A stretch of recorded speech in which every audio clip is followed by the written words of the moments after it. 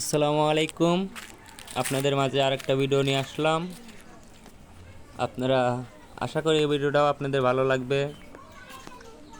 দেখুন আমাদের চমক বাছুর দুধ কিভাবে খাচ্ছে। দুটো বাছুর দুই পাশ দিয়ে দুধ খাচ্ছে। আসলে অনেক ভালো লাগতেছে বাছুর দুটো দেখে। মাশাআল্লাহ, আপনাদেরও ভালো লাগবে।